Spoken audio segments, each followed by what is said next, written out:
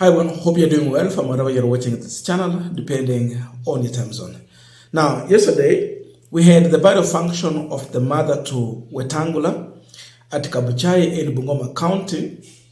And if you listen to sentiment in that burial, you will think or believe that it was actually a Ford Kenya rally, but not a burial. So a burial function or a funeral turned into a Ford Kenya rally. That is it.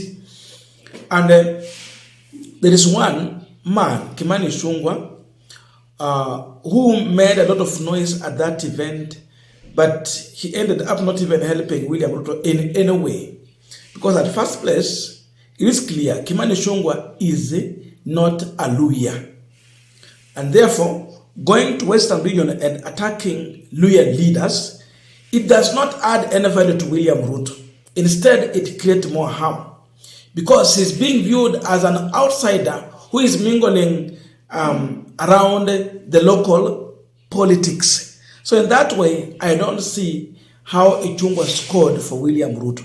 But above all, George NATEMBEYA had talked about the issue of abduction. He faced the president about this issue and he asked him to stop abduction with immediate effect.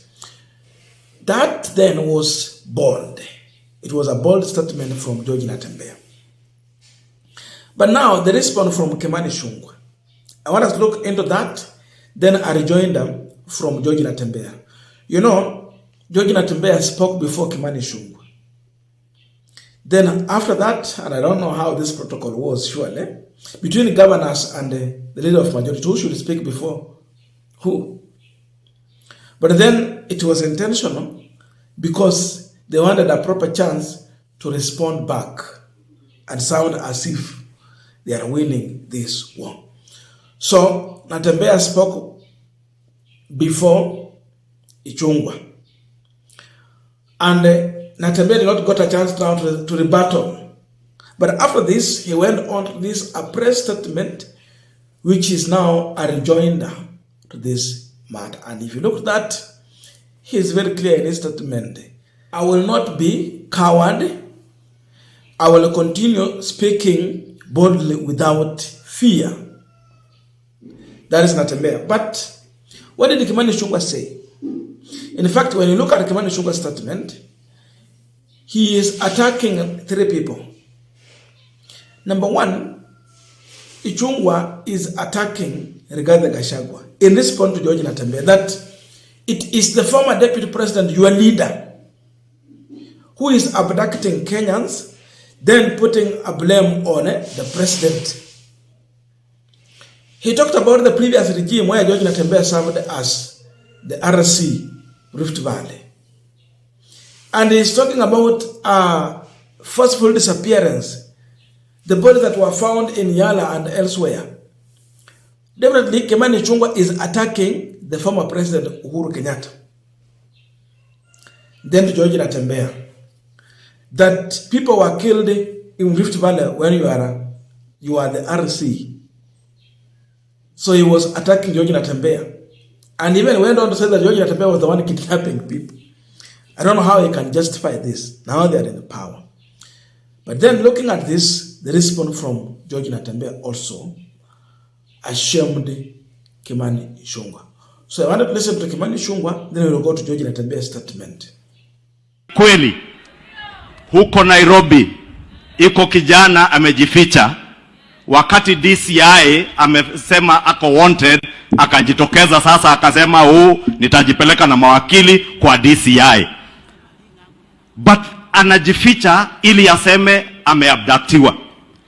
I want to ask you, Governor NATEMBEYA, you were commissioner the other day when hundreds of people were kidnapped, abducted and killed in Kerio Valley na wakatupwa mili yao hapa River Yala, wewe ukiwa regional commissioner Rift Valley. Kwani siku hiyo haukujua maisha wananchi ni maisha? Si tuambiane ukweli jameni? Tuambiane ukweli, tusiambiane. Sababu siasa mnazofanya, Governor NATEMBEYA, nikwambie leo mchana dhahiri, siasa mnazofanya za kugawa watu kwa misingi ya ukabila, Mambo hizo siasa zimekoma na hautafaulu nazo.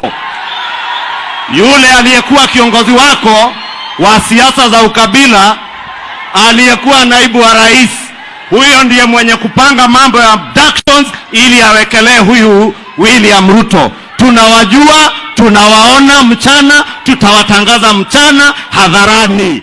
Kimani Ichung'wah's comparison between the issue of Kerio Valley and the current situation in Nairobi, it's something you cannot dare to compare. Because when he's talking about Kerio Valley killing, we know very well that there has been bandits in Rift Valley. Ukienda Baringo, Kerio Valley, that is kwenye Kipchumba Murkomen anatoka Elgeyo Marakwet. We have bandits. Is Kimani Ichung'wah telling us that now we have bandits in Nairobi? And if we have bandits in Nairobi, who has encouraged them? There were no bandits before. So his comparison is not making sense. George NATEMBEYA was sent to a region where it was notorious. Bandits were all over. And in fact, he's the only RC who tried to bring sanity, peace in Rift Valley. Then he later resigned. Hakufutwa kazi. In peace. Akaambia watu wa Trans Nzoia nimekuja hapa. In fact, he was popular even before he resigned as one of the RCs who were really working. So to that extent, Ichung'wah was literally lying. Now, if Gachagua is the one who is abducting Kenyans and putting a blame on the president, why is Ruto, Kimani Ichung'wah, not arresting Rigathi Gachagua for abducting Kenyans? If they're not arresting Gachagua because he has abducted Kenyans, then it means they are celebrating that what Gachagua is doing. And it means Gachagua is working for them. So to me and to many Kenyans, it is not making sense. It is not convincing in any way. Ichung'wah really scored below. The issue of Uhuru Kenyatta, they are now working with Uhuru Kenyatta. So when they attack Uhuru Kenyatta, ako hiyo saidi yao, hayo ni mambo yao. But George NATEMBEYA has responded to all this. He is revealing that there was hired street hoodlums who were there to make noise and try to stop him, and of course they were stopped.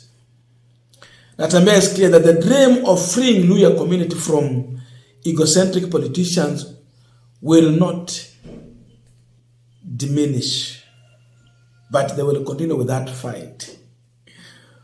They want to liberate the Luhya nation. So it tells you that they are ready to continue with this war. He ended his statement by saying that the truth does not mind being questioned. A lie does not like being challenged. So Ichung'wah's statement tells you that they were not comfortable their lies being questioned or challenged. And that's what made him to explode that much far. But it's clear that he will not be cowardized or stopped. He will continue speaking boldly, without fear. And what he told this regime was nothing but truth. But here is his statement. Press statement for immediate release. Statement on the shameful and mannerless utterances by some political leaders at the funeral of the late Mama Anne Nanyama. In the first paragraph, he was sympathizing with those who were involved in a tragedy accident in Eldoret. That is Kitale Eldoret Highway. I will not go into that. I want to go into the second paragraph. Apart from that, this afternoon, during the sober funeral of Mama Anne Nanyama Wetangula in Kabuchai, Bungoma County, I was the subject of several verbal attacks by some political leaders through the litany of insult and profanity toward my person. Among the claims, some political leaders alleged that I am an abductor and a murderer who orchestrated the death of innocent Kenyans during the last regime. Let it be known that George Natembeya served as diligent, honest, and truthful servant to the people of Kenya, a position I earned through merit and hard work. I resigned as the regional commissioner without any stain or scandal.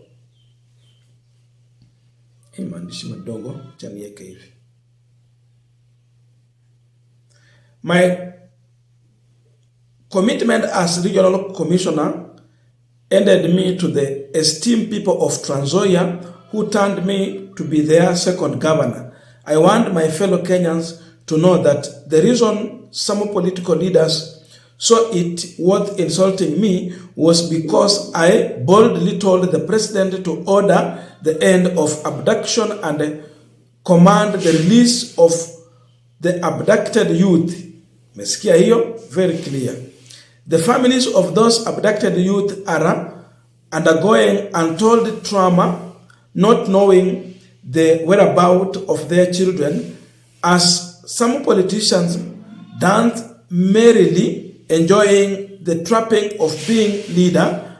A family does not even have the appetite to drink a glass of water because they are in agony of not seeing their son who disappeared without a trace. Unfortunately, without respect for those families, some political leaders are trying to divert this matter of national concern by insulting me with their frivolous allegation.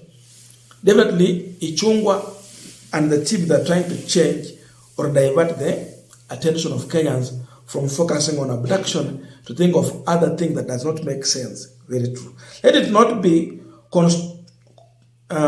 concluded that condemning extrajudicial abduction is undermining the president.